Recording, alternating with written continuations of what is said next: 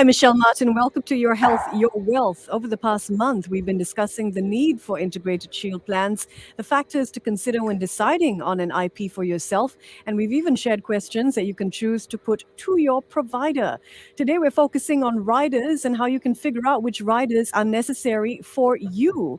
So, what are IP riders exactly, you may be asking? Riders are optional add ons. Most of us want to focus on reducing our deductible or co-insurance or co-payment portion of our hospital bills. There are also riders that offer extra benefits like hospital cash benefits, medical coverage, even perks like ambulance rides. So, how can riders reduce your out-of-pocket costs?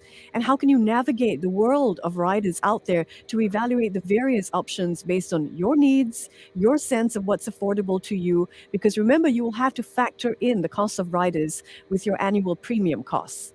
So let's put all our questions to Cheryl Guan, Head of Employee Benefits, Raffles Health Insurance. Cheryl, welcome to the show. Hi, Michelle. Good morning. Thanks for having me.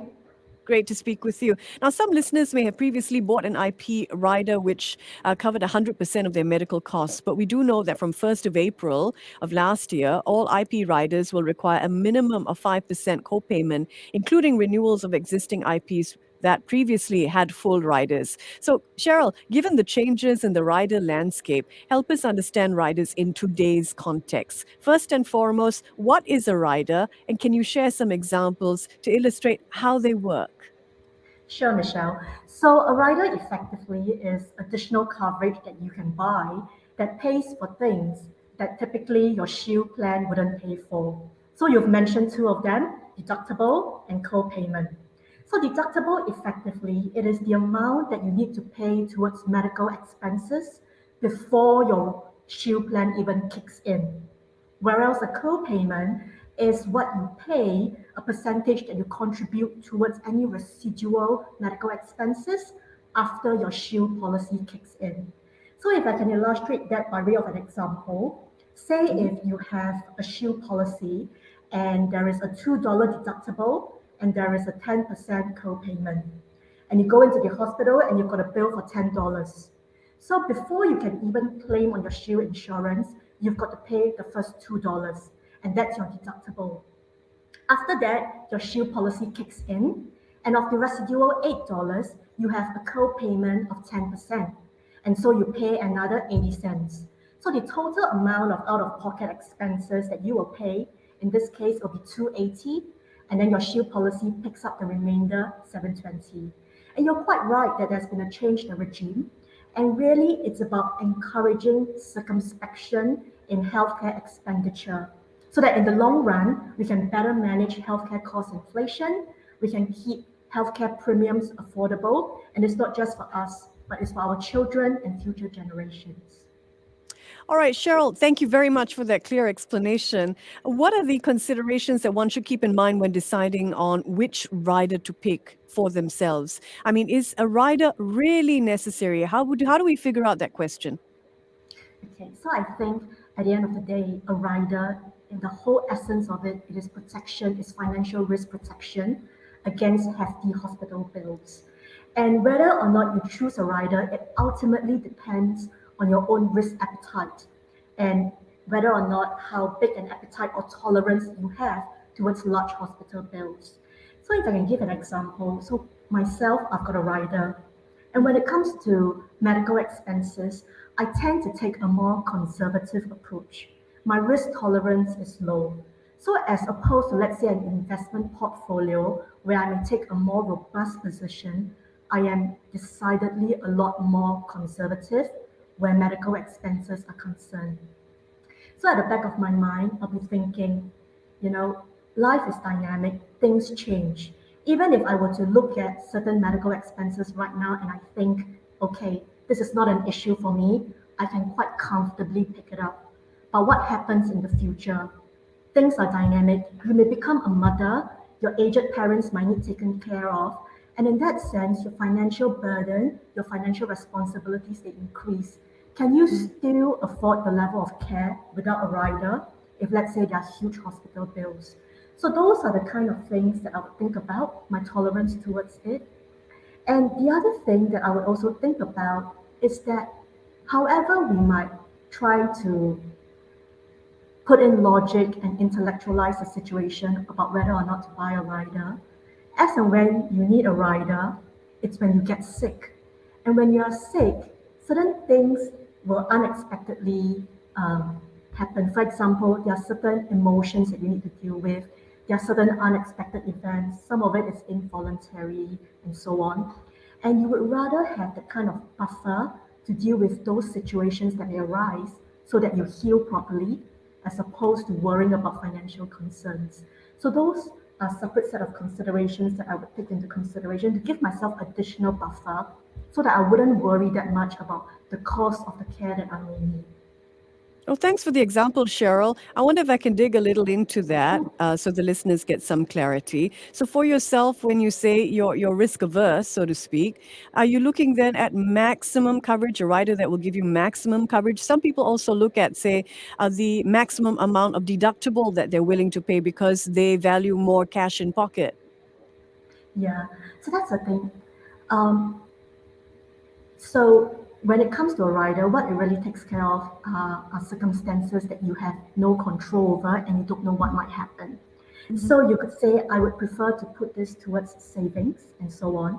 But as and when a life event happens, for example, in the unfortunate eventuality that you are laden with something that requires long-term care, for example, cancer, the amount of expenses that you might need, and given advances in technology and how healthcare costs are going up, what you think you might need today is going to be very different as and when that thing happens, maybe say a year down the road, 2 years down the road.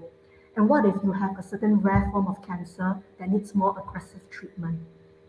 So I think in that sense, where I come from is that I think, okay, I've got one life. If let's say I lose money in an investment, okay, I can think of ways to make it up.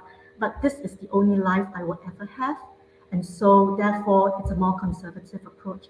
And I could tell you, Michelle, last year I was warded for a surgical procedure. Mm-hmm. And I'm somebody who works in healthcare. I've worked with public healthcare institutions. I'm in Raffles Health Insurance right now. And you would think you have more of a handle on the healthcare landscape. But I tell you, the kind of feeling that I had in my heart as I was wheeled into the operating theater, it's a very surreal experience and it evokes different kinds of emotions. And you start seeing things from the landscape of a patient, how you're waiting for Mm. test results, you're waiting for lab results, and so on. And that is a lot to deal with. I think undoubtedly one of the reasons why I was affected that way, undoubtedly it must be because I'm also a wimp. And a braver girl might take things differently. But having said so, I think it is a very, very human experience. And so, if I were to allow myself more buffers for it, what I don't want to worry about is I don't want to have to worry about whether my savings can actually afford to pay for any out of pocket expenses that I may have. And one thing that I really like about riders is that there is a cap on the Mm. total amount of co-payment that you actually have to make in a policy year. So, for example, in our example earlier, we've got 280 worth of, let's say, out-of-pocket expenses, right, that you Right. need to pay. A rider will typically take care of the deductible. So it would take care of the $2 and it would reduce the amount of co-payment that you need to make. So as opposed to 80 cents, you possibly pay only 40 cents of or 5% of the co-payment. So all of a sudden, your bill size, your out-of-pocket expenses, it reduces from 280 to 40 cents. And that's a very meaningful and significant increase.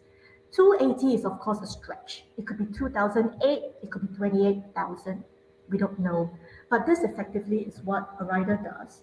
And to give an additional layer of protection, what Mm. happens is that what if the quantums are a lot larger? So under the policy, what the rider does is that it guarantees that the maximum amount of co-payment you can pay in any given year, it could be $3,000, it could be $3, so on and so forth. Okay, $3 is my example. It doesn't exist in real life. I know. Thanks for but, but the clarifying. sort of, but the sort of, but the sort of protection you get, I think ultimately that is what a rider gives you. Excellent, excellent So insights and examples, Cheryl.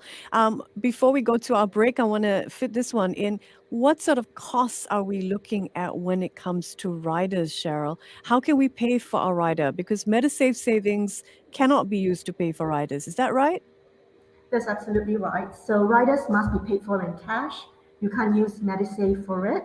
And also in terms of the amount you pay your rider, ultimately it sits on top of your shield plan. So it is tagged to the underlying shield plan that you choose. And like a shield plan, the price increases, the premiums increases with age.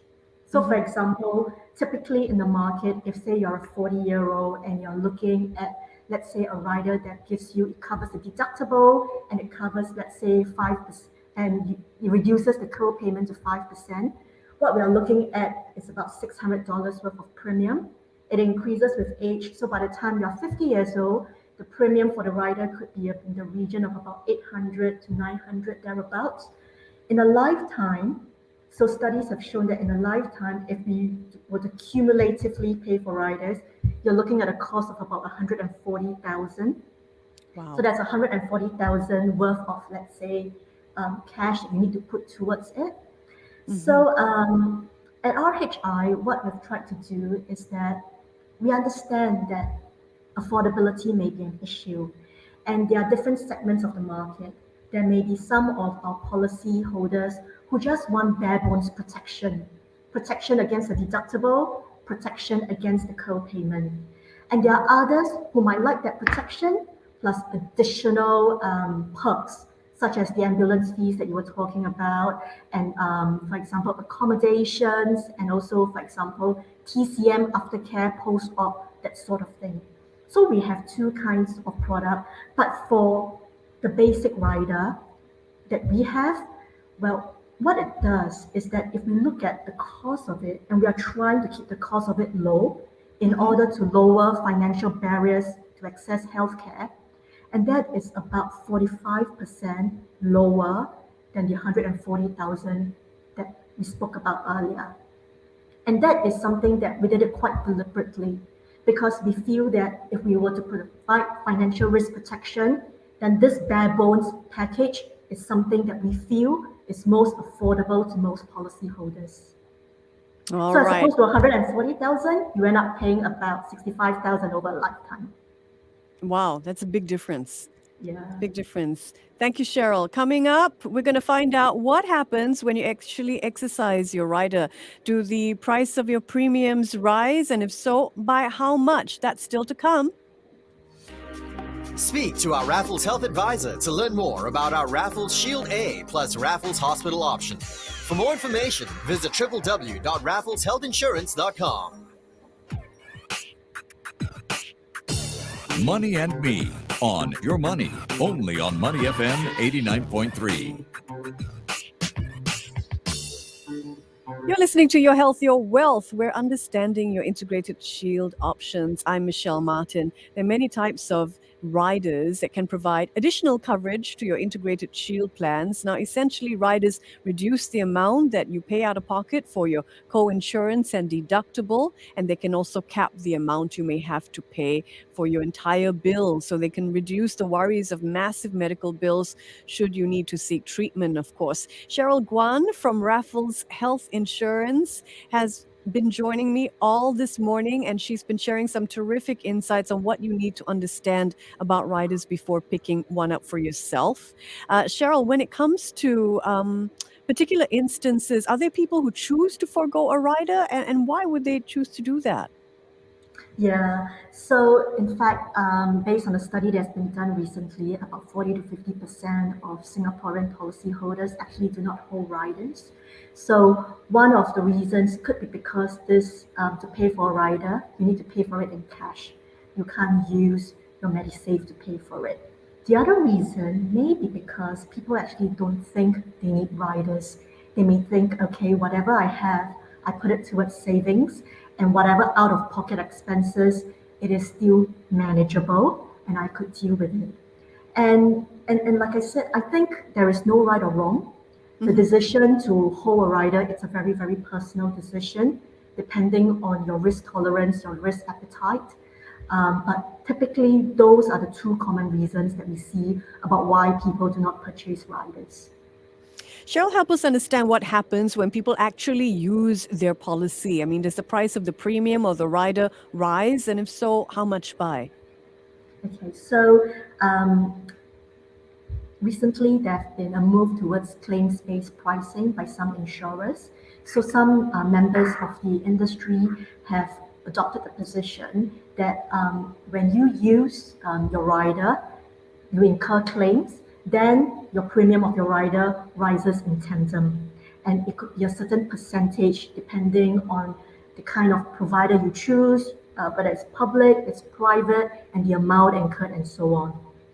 So some insurers have gone down that route. For Raffles Health Insurance, this is not something that we have adopted yet. So for us, even if you use your rider, you choose to exercise it, your premiums on renewal, it remains the same.